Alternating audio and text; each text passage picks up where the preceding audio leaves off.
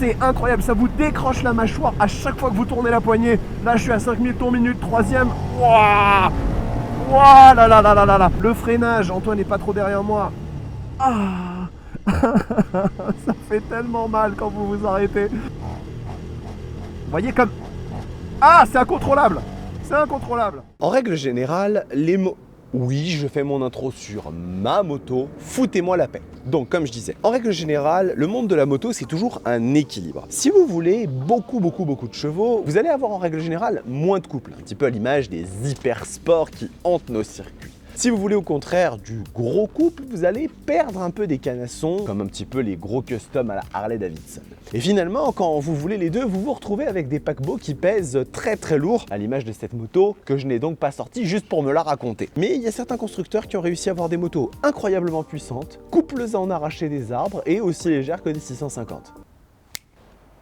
Bienvenue chez KTM. Salut tout le monde, j'espère que vous allez bien. On se retrouve aujourd'hui pour un essai d'une moto bien que j'imagine vous adorez. Moi aussi, je la porte très haut dans mon cœur. Il s'agit ni plus ni moins que de l'incroyable KTM Super Duke R1290 dans sa robe 2023, un nouveau coloris, on va s'en parler après. Et bah écoutez, vous l'avez demandé, on l'a voté cette moto. J'ai fait un petit sondage comme ça pour savoir quel serait selon vous le prochain essai qui vous plairait le plus. C'est la reine de Mattighofen qui est ressortie victorieuse. Je ferai pas des sondages tous les jours. Peut-être que de temps en temps, je me permettrai de choisir la deuxième la plus populaire. Par exemple, la Yamaha MT-09 SP 35 kW en permis à 2. Je pense que ça peut être une moto chouette à essayer un jour sur la chaîne. Mais toujours est-il que là, maintenant, ce qu'on a devant nous, c'est le tracteur autrichien.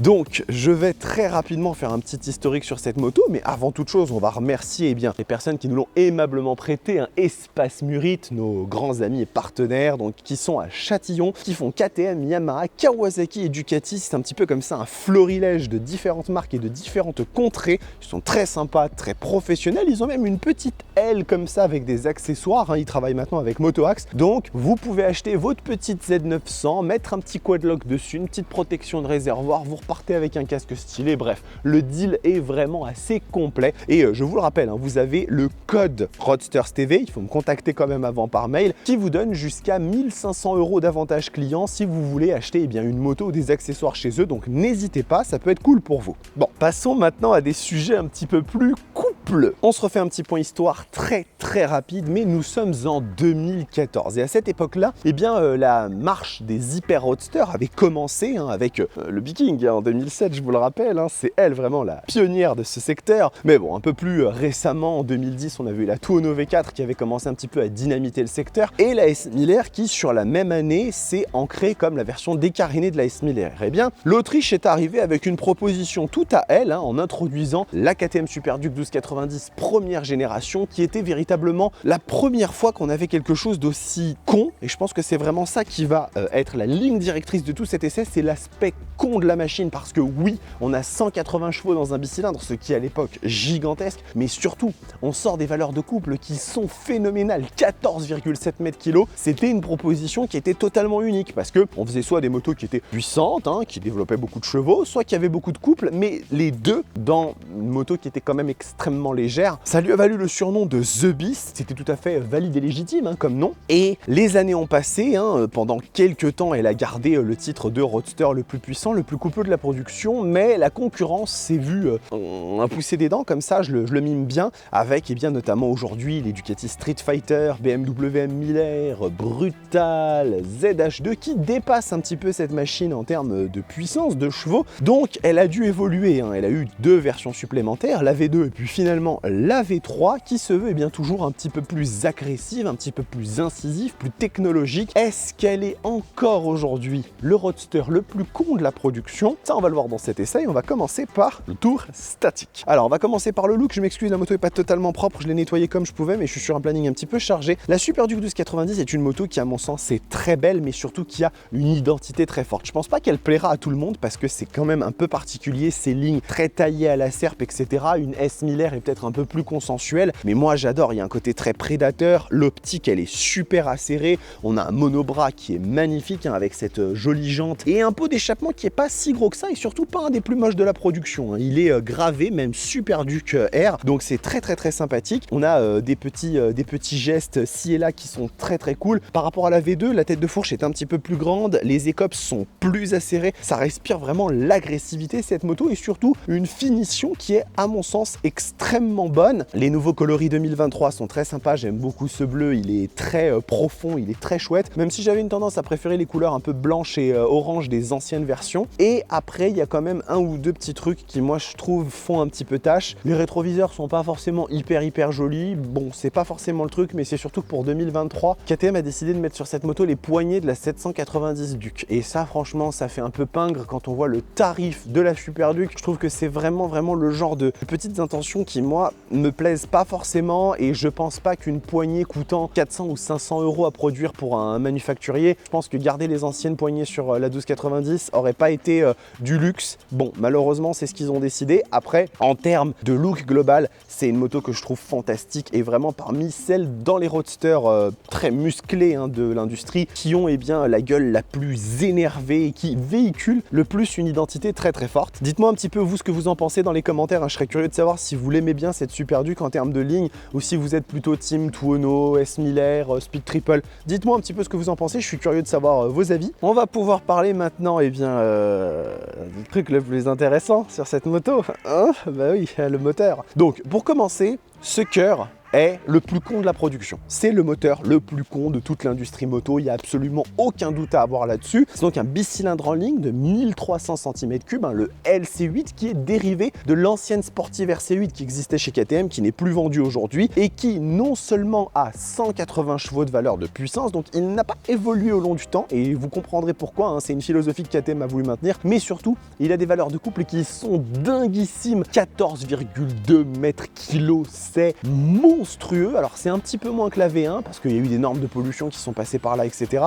Mais c'est quand même des valeurs qui sont totalement folles et qui permettent du coup à cette machine non seulement d'avoir bien évidemment des vitesses de pointe extrêmement élevées, mais surtout des accélérations qui sont violentes. On avait parlé du Viking il y a quelques semaines de cela, mais il faut prendre en compte l'architecture du moteur, il faut prendre en compte le poids de la machine qui n'est pas du tout le même sur une Super Duke et vous avez des perfs qui sont folles, hein. Le 0 à 200 est abattu en 7,2 secondes. La machine est capable de lever sur le 5e rapport. C'est vraiment une moto qui est au-delà des perfs qui sont en fait un effet secondaire de ce moteur. C'est surtout en fait les sensations que ça va vous donner qui ont été la ligne directrice de KTM pour la création de ce moteur. On verra dans le dynamique si c'est le cas ou pas, mais bon, j'en ai possédé 4 des Super Duke, donc je peux vous dire que normalement ça devrait bien se passer à ce niveau-là. Au niveau du châssis, on est sur un treillis tubulaire pas complet puisqu'on n'a pas de treillis secondaire, hein. C'est maintenant une boucle ici qui ajoute un petit peu de rigidité à l'ensemble parce que la Super Duke ça a toujours été une moto qui était extrêmement sympa pour l'arsouille mais moins agressive, moins précise sur le circuit par exemple qu'une Tuono, alors que là vraiment sur la V3 ils ont voulu la rendre un petit peu plus rigide, un petit peu plus comme ça lamesque, hein. Ça ne se dit pas, vous le savez, j'adore inventer des mots. Ce que tu dis n'a aucun sens. Mais du coup on va avoir toujours cette recette que KTM a mis en place avec des petites évolutions. On verra un petit peu ce que ça donne sur le dynamique, mais en tout cas en termes de poids sur la balance elle perd 6 kg par rapport à la V2, hein, donc elle passe à 189 kg à sec, ce qui lui donne presque un rapport poids-puissance 1 pour 1. Commence à devenir sacrément intéressant, vous n'allez pas me dire le contraire. Et en termes de réservoir, on est à 16 litres, ce qui est bon, une moyenne à peu près correcte, mais surtout quand on sait la consommation de cette moto qui est entre 5,5 litres et 6 litres. Alors là, c'est de la sorcellerie. Je ne sais pas comment KTM sont parvenus à ce maraboutage, mais c'est une réalité, hein. Cette moto consomme entre 5,5 litres et 6 litres quand vous la roulez normalement, bien évidemment, pas quand vous êtes en train de tirer dessus sur circuit. Et effectivement, ça lui donne une autonomie entre 250 et 260 km, ce qui est véritablement incroyable quand on prend en compte la catégorie de moto que c'est. Ça, je n'ai rien à dire sur cette machine. Et sur celle-là, c'est ce qui est indiqué sur le tableau de bord, mais je le sais sur les motos que j'ai possédées, c'est vraiment ce que j'avais comme ressenti d'autonomie possible. Alors, concernant la partie cycle, il y a aussi des choses extrêmement intéressantes à dire puisque KTM possède une entreprise qui s'appelle WP White Power et ils n'ont donc pas décidé de suivre le chemin de Öhlins. Ils sont partis sur une fourche WP Apex de 48 mm. Et il faut expliquer rapidement un petit peu, c'est que en fait, dans le monde de la suspension de moto, on dit souvent que Öhlins c'est vraiment l'ultra haut de gamme, ce qui est plutôt vrai, hein. Les fourches Öhlins, ça reste quand même du matos ultra ouf, mais il existe un autre constructeur qui s'appelle WP qui fait des fourches qui sont extrêmement bonnes et un peu plus dans le monde du cross, du off-road, des motos un peu d'enduro, mais appliqué à la Super Duke, ça donne quelque chose d'extrêmement précis et agile, hein, avec de l'ajustement qui est possible à tous les niveaux, hein. C'est une fourche très haut de gamme et qui normalement, par rapport à du Öhlins et surtout par rapport aux premières versions des Super Duke, donne un débattement qui est plus ample que celui d'un roadster normal et du coup un amortissement un peu plus prononcé sur le premier tiers de la course, donnant à cette moto un confort assez surprenant auquel on ne s'attendrait pas sur un roadster de cette catégorie. Donc c'est des éléments qui sont super violents. Pareil à l'arrière, l'amortisseur est entièrement réglable à basse et haute vitesse s'il vous plaît, hein, tous des éléments WP donc c'est super. Et en ce qui concerne le freinage, Brembo Stylema, on s'est pas pris la tête, on a pris vraiment le meilleur que le marché avait à offrir. Donc cette moto va avoir a priori un comportement dynamique qui va être extraordinaire et qui va permettre d'avoir des sensations tout à fait folles, hein, sur la route. Alors en ce qui concerne la position de conduite de la Super Duke, il y a des choses très intéressantes à en dire parce que c'est pas tout à fait un hyper roadster comme les autres. Déjà sachez qu'en hauteur de selle on est à 835 mm. J'ai l'habitude de dire que cette machine c'est un peu une moto de grand et franchement je le maintiens parce qu'on est vraiment sur quelque chose qui non seulement est haut perché mais en plus de ça en termes de pliure des jambes, elles sont pas si remontées que ça, hein. C'est un peu hérité de l'ADN super motard, hein, qu'il y a chez KTM et du coup en fait vous êtes sur une moto qui foncièrement ne vous donne pas autant de contraintes quand vous êtes grand comme moi, hein. Je fais 1m89 et en règle générale les hyper roadsters je les vis un peu mal sur le long terme. Là cette moto c'est vraiment une de celles qui me détend le plus et qui a le plus une position un peu vélo en termes d'angle d'inclinaison vers l'avant. C'est un tout petit peu plus à l'attaque que la V2 et la V1 qui étaient vraiment très droites, mais il n'y a aucun problème. Le bras de levier est extrêmement bon parce qu'on a un guidon qui est plutôt large et en termes de confort de selle, c'est un peu spartiate. Vous attendez pas quelque chose d'ultra confortable au bout de 100 km. La Super Duke elle commencera à vous faire un peu mal au cul. L'objectif c'est pas de donner un confort extrême à cette moto, mais d'avoir un compromis qui est très très bon et en termes de position globale de conduite, on s'y retrouve extrêmement bien. On va passer à la partie technologie parce qu'il y a beaucoup de choses à dire sur cette moto, hein. C'est pas une machine qui est faiblement dotée en électronique la Super Duke. Donc première chose, démarrage keyless, un petit transpondeur que vous gardez dans la poche, pas besoin de toucher à des serrures ou quoi que ce soit, c'est super bien. D'ailleurs petite anecdote, je vais vous raconter une petite anecdote là, on va faire une petite pause là. Profitez-en pour vous abonner à la chaîne, hein, c'est important. J'ai une maladie, c'est-à-dire que à chaque fois que j'achète une nouvelle moto, j'en ai eu quand même quelques-unes, je suis obligé d'oublier au moins une fois les clés sur la moto. Ça m'est toujours arrivé, j'ai toujours oublié au moins une fois mes clés sur mes motos. Dieu merci, je me les suis jamais fait voler. Et le jour où j'ai acheté ma première Super Duke V2 qui avait déjà le keyless, je me suis dit c'est fantastique, c'est la moto qu'il me faut puisque je n'oublierai plus jamais la clé. J'achète ma V2, je fais mon premier trajet de quelques bornes, je m'arrête pour prendre un café et là, impossible de mettre la main sur la clé. Je me dis mais c'est pas possible, enfin j'ai pas laissé les clés à la concession et la moto elle aurait roulé, ça n'aurait pas de sens. Eh bien figurez-vous que j'avais laissé la clé sur l'ouverture pour enlever le capot et que j'avais roulé comme ça pendant 50 bornes. Donc même dans ces conditions, je réussis à oublier mes clés sur la moto. Bref, fin de l'histoire. Donc on va se concentrer un petit peu sur l'écran de cette Super Duke 1290 qui est donc une dalle TFT de 5 pouces qui est à mon sens très jolie, très sympa. La seule chose que je pourrais lui reprocher c'est qu'elle est un peu épaisse sur les côtés, donc ça lui donne peut-être un aspect moins premium, moins bien fini que les écrans Connectivity et ce que fait Triumph de leur côté, mais au dehors de ça, ça reste un écran qui est très lisible. J'avais déjà parlé dans mon dernier essai de la Super Duke que je trouvais les polices un petit peu grosses, ça faisait un petit peu fluo dans la gueule, mais on peut pas retirer que ça va avec l'esprit KTM, hein, ça c'est voilà. Et on a quelque chose qui est extrêmement bien agencé, on a toutes les infos, on a une jauge à essence, on a des warnings, on a un énorme compte tour avec des informations qu'on peut afficher un petit peu comme on veut, changer l'apparence, la couleur, etc. Donc à ce niveau-là, la Super Duke elle est extrêmement bien dotée, hein. Il n'y a rien à acheter. Et après, on va avoir deux niveaux d'assistance électronique.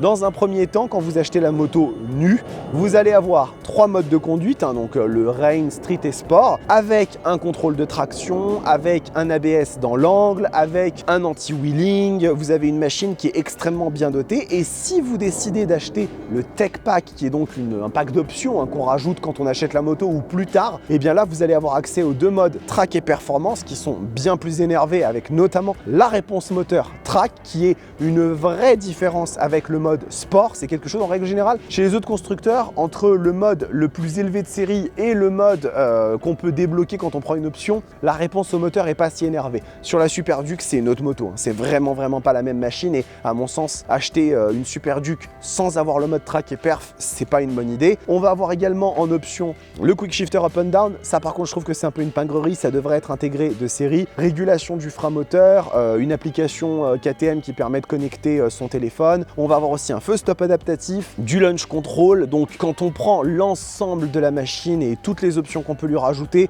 la Super Duke devient folle en termes de technologie et même sans le pack d'options, ça reste une moto qui à mon sens est un rapport qualité-prix pas dégueulasse parce que la Super Duke 1290 vaut 20 295 € en prix public, ce qui est bien évidemment extrêmement cher, mais ça reste quand même un roadster avec 180 chevaux, 14,2 m/kg de couple, avec un niveau techno qui est correct et le tech pack vous coûtera 1000 € de plus, donc il faudra compter 21 250 € pour acquérir la machine complètement équipée. On est à 700-800 € d'une M Miller qui a une philosophie totalement différente et on en parlera dans la concurrence, mais à mon sens ça reste quand même correct et c'est vraiment un camp qu'on choisit hein, entre l'une ou l'autre ou les autres qui peuvent coûter à peu près les mêmes prix. On va démarrer le moteur, sinon ce ne serait pas drôle. Encore une fois, je tourne tôt le matin, donc on va pas trop faire de bruit non plus, mais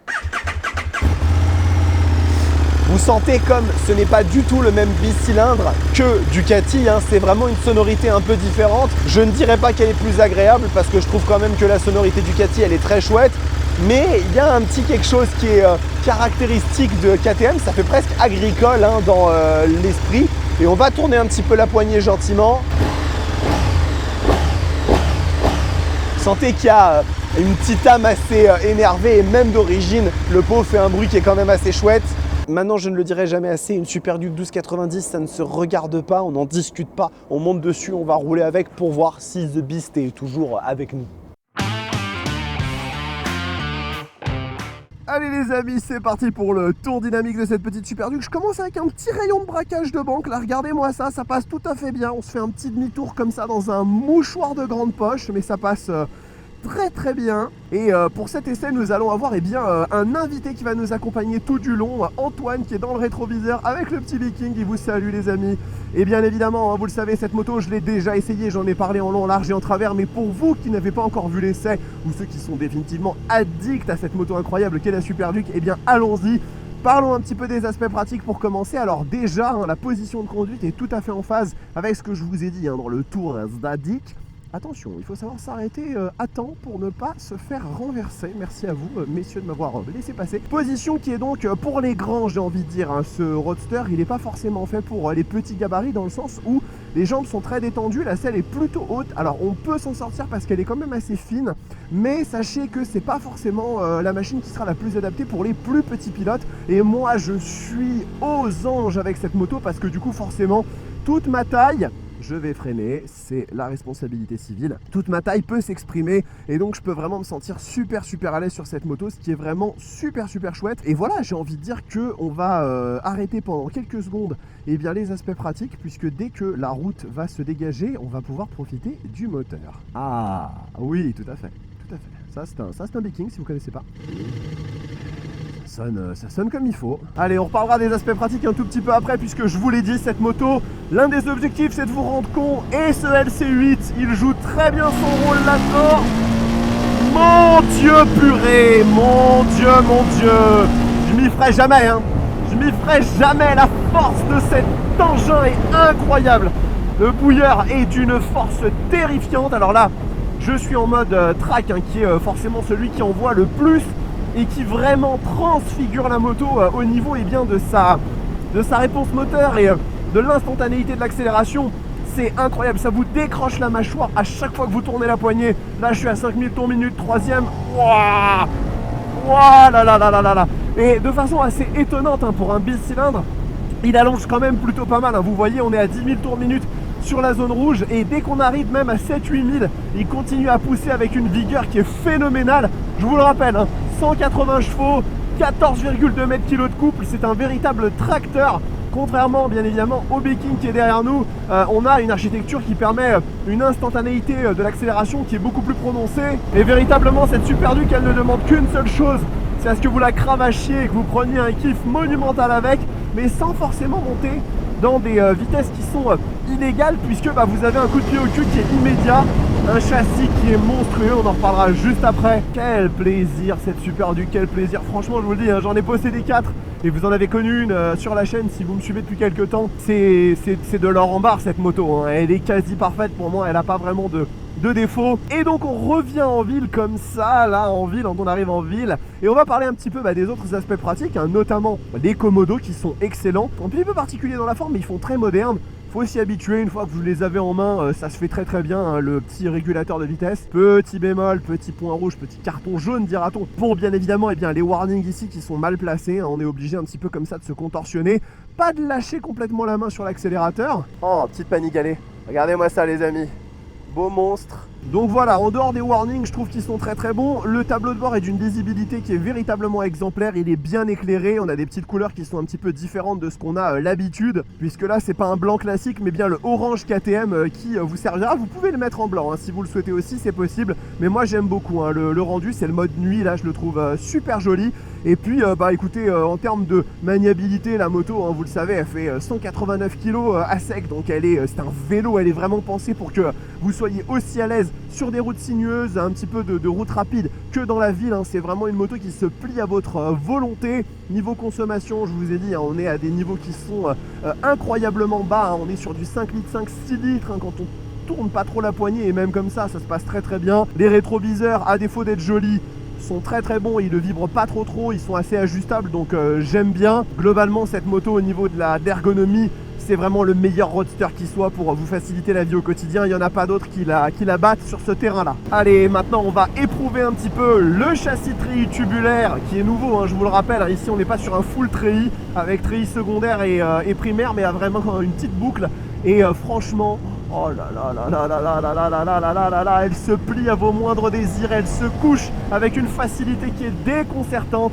Véritablement, c'est un claquement de doigts. On n'a pas la fermeté, la rigidité, la précision de la Öhlins, mais on a des éléments WP Apex qui font un travail qui est fantastique et qui vous met en sécurité instantanément. Vous vous sentez hyper bien à son guidon. On s'en remettra une petite louche, hein, quand on arrivera à la vallée de Gevreuse, mais franchement les amis, c'est du caviar en barre cette moto, hein. Il n'y a vraiment rien d'autre à dire. Le freinage, Antoine n'est pas trop derrière moi. Ça fait tellement mal quand vous vous arrêtez.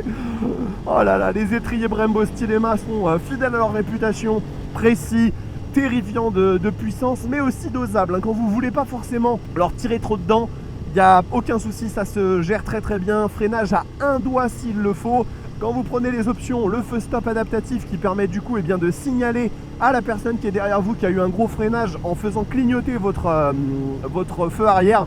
Donc ça c'est vraiment super bien. Je vous le dis, hein, c'est un essai qui n'aura pas énormément de rebondissements parce que c'est une moto qui est parfaite à mon sens, hein. Il y a tellement de points positifs, d'aspects bons à dire sur la Super Duke que véritablement en trouver des défauts, ça relève de la tâche herculéenne. Il y en a un défaut que je pourrais vous donner, la moto chauffe un tout petit peu, pas du tout à la hauteur d'une Ducati, mais on va dire quand même un peu plus que le Biking. On s'en faisait la remarque avec Antoine hier quand on roulait avec, et effectivement le Biking ne chauffe quasiment pas. Là avec les normes de pollution Euro 5, vous avez une machine qui est un petit peu plus gênante à ce niveau là. C'est pas non plus extrêmement désagréable, mais bon, il y a ça. Et aussi la conduite passager, on va dire que c'est loin d'être le pire des roadsters à ce niveau là. On a quand même un passager qui peut se sentir un peu à l'aise, mais vous n'allez pas emmener quelqu'un sur 150 km de façon totalement cool sur une Super Duke. Ça peut se faire, hein, tout cela dit, mais il faudra quand même que la personne qui vous accompagne soit dotée d'une certaine abnégation et non pas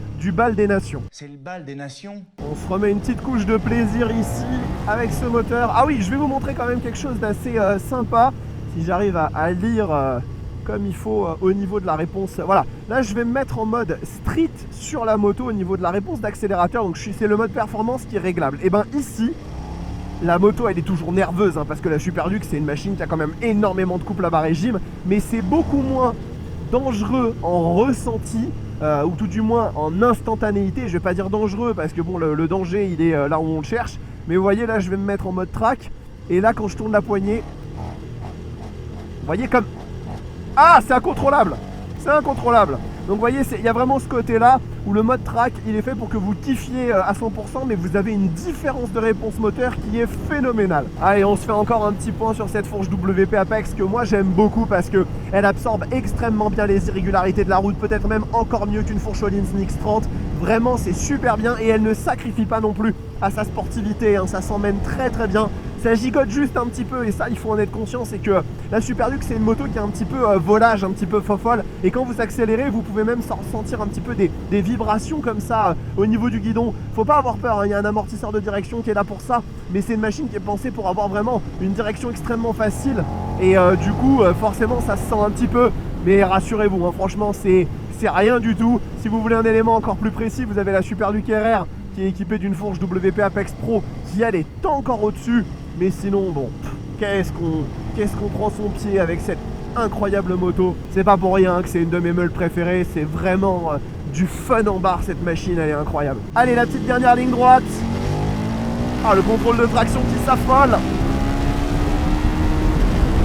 Incroyable, incroyable. Je vais pas aller beaucoup plus loin les amis parce que vous le savez, c'est pas mon ADN de pousser les machines dans leur retranchement. Je veux juste vous donner un petit ressenti de ce que ça donne d'être au guidon de ce monstre qui est The Beast, la KTM Super Duke 1290 en version 3ème génération. Et elle a rien perdu de sa superbe, croyez-moi. Et on arrive là sur la conclusion de ce petit tour dynamique avec bien évidemment les tournants, hein, les tournants d'amour, Allez, on y va, c'est parti. Voyons un petit peu ce qu'elle a dans le ventre. Vous le savez, hein, je suis pas un pilote, je cherche pas non plus à faire des spéciales de rallye.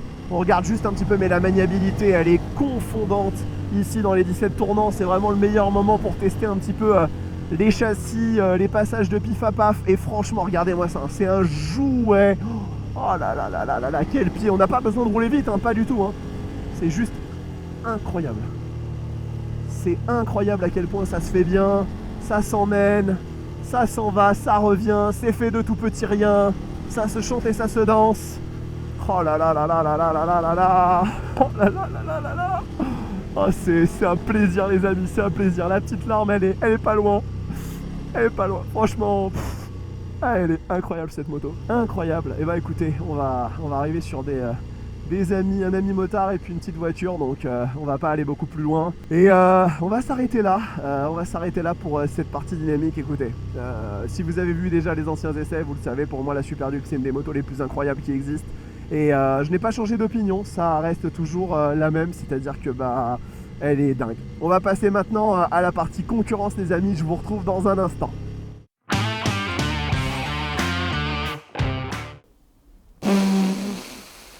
J'ai beau en avoir eu plusieurs, je m'y fais toujours pas. Faudrait quand même pas que je ressemble à rien du tout, déjà qu'à la base, c'est pas génial. Bon, alors, est-ce que la KTM est une moto pour les cons? Ça, j'en suis pas sûr. Est-ce que c'est une moto qui vous pousse à devenir con? Ça, je vous le confirme, ça n'a pas changé d'un iota. Maintenant, par contre, faut qu'on parle un peu concurrence, parce que les années ont passé. La bête n'est plus au firmament, il y a beaucoup de concurrentes qui sont un petit peu agressives comme ça, et j'ai donc envie d'en évoquer 3, et je vais commencer par quelque chose qui est un petit peu plus actuel. Vous allez me dire c'est un petit peu éloigné en termes de propositions en puissance, mais je trouve quand même que c'était bienvenu d'en parler. La BMW M1000R, celle qui n'est ni plus ni moins que le roadster le plus puissant de tous les temps, de série, pas avec des moteurs suralimentés. Me parlez pas de la MV Agusta Brutale-Euro, sinon je vais m'énerver. Donc, BMW se sont fait marcher dessus pendant des années avec la S1000R, 160 chevaux, c'était pas assez, etc., etc. Ils ont pris un moteur de S1000RR, ils l'ont pas retouché, 210 chevaux, un guidon droit, c'est parti, on y va.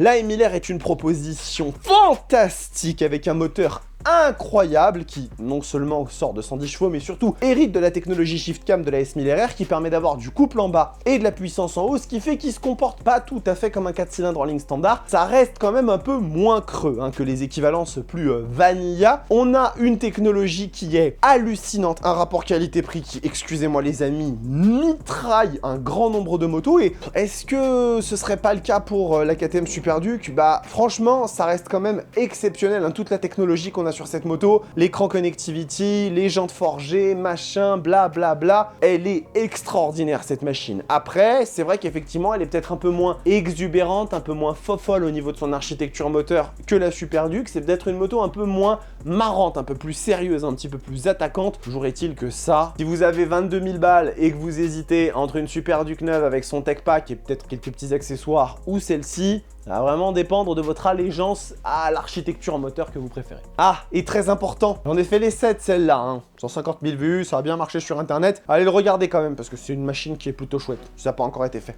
Ensuite, on va partir du côté de l'Italie. On va parler aussi d'une de mes petites chouchoutes que j'aime beaucoup, l'Aprilia Tuono V4 Factory, hein, de version 2023, hein, bien évidemment. Alors, ici, on a pas mal de petites choses qui sont sympathiques. D'abord, on a un moteur qui est extraordinaire. Le V4 Aprilia est pour moi le moteur qui délivre la plus belle bande-son de toute l'industrie de véhicules existants. C'est simple, j'adore ce machin. Petit exemple.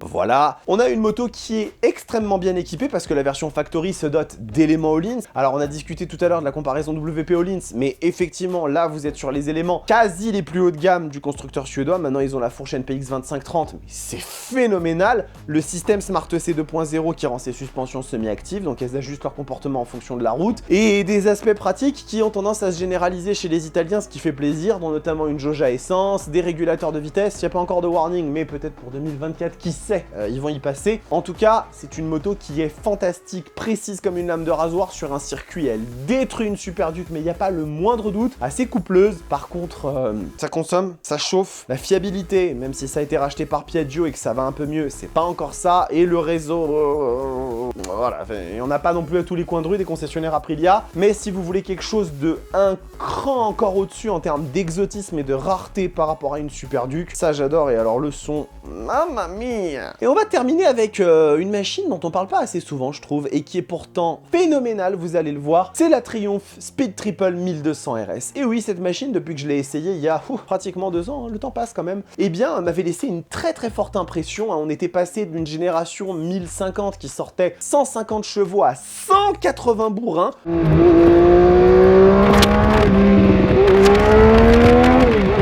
Plus de couple qu'une Tuono V4, hein, ça envoie 12,7 m/kg ce truc là, donc c'est hallucinant dans une machine qui est phénoménale de finition. C'est simple, il n'y a personne qui fait mieux que Triumph là-dessus. Cherchez pas, hein, c'est les meilleurs du monde. Un équipement qui est phénoménal, hein, elle est toute en all-in, style EMA, il n'y a rien acheté. Technologie incroyable, 5 modes de conduite, régulateur de vitesse, vous n'avez rien à rajouter. Un châssis précis comme un comptable. Et un rapport qualité-prix qui est phénoménal parce que ce machin coûte 18 500 €. Et je vais vous le dire franchement, le seul défaut que je trouve à cette moto par rapport à la Super Duke, potentiellement, ça dépend de vos préférences, c'est peut-être d'avoir un moteur un peu moins cogneur, un peu moins viscéral et organique, mais une Speed Triple 1200 RS, les gars, franchement, cette moto, c'est une dinguerie. Et vu que ça fait quand même un bon moment que je l'avais essayé, on va peut-être essayer de demander à nos amis de chez GB Motors d'en reprendre une pour vous refaire un essai mise à jour, parce que moi, cette meule, je l'adore. Les temps sont durs, ma bonne dame, la concurrence est vraiment très affûtée, et la Super Duke, qui jadis bénéficiait un petit peu d'une place au sommet de sa montagne, hein, on va dire comme ça, hein, qui n'avait pas véritablement de concurrente. Je crains personne. Quelle que soit la caractéristique à laquelle on s'attaquait, aujourd'hui elle se fait mener un peu la vie dure par une ZH2 qui a quasiment autant de couple, par des Street Fighter, M. Miller et autres qui ont beaucoup plus de puissance, par des motos qui sont plus technologiques. Mais par contre, il y a un truc qu'on ne retirera pas à la Super Duke, et encore aujourd'hui c'est le cas, cette moto est définitivement le roadster qui vous file le plus la banane quand vous montez dessus. C'est simple, cette machine, elle est faite pour se faire plaisir, pour ressentir des sensations de kiff absolu dans une facilité déconcertante. Je vous l'ai dit pendant le tour dynamique, cette moto, on a l'impression de l'avoir connue toute notre vie, on se sent pas intimidé sur une Super Duke, et vraiment, c'est une machine qui est formidable pour faire le con, tout simplement. C'est une machine qui rend con, et en ça, KTM sont les rois du monde, et il faut vraiment vraiment pas qu'ils arrêtent parce qu'ils tiennent là vraiment une machine incroyable. Cet essai est terminé les amis, j'espère qu'il vous a plu, hein. C'était une mise à jour de un essai que j'avais déjà fait il y a un certain temps, mais si vous ne l'aviez pas vu ou que vous en vouliez une version actualisée, eh bien vous l'avez. Petit pouce bleu, petit commentaire, ça c'est vraiment très important. J'insiste, c'est vos devoirs à la maison, vous me faites un petit pouce bleu, un petit commentaire et vous vous abonnez à la chaîne. Il faut qu'on devienne numéro 1, tout simplement. On va pas se contenter de quoi que ce soit d'autre. Puis je vais vous envoyer vers quoi moi? Allez, l'essai de la M. Miller parce que ça vaut quand même vachement le coup. Vous l'avez juste ici, n'hésitez pas à y aller et à me dire ce que vous en pensez. Et on va se retrouver la semaine prochaine pour de nouvelles vidéos. Je sais pas encore ce que je vais faire, mais a priori, normalement, vous devriez pas être déçus. En attendant, portez-vous bien, kiffez vos machines. Ciao!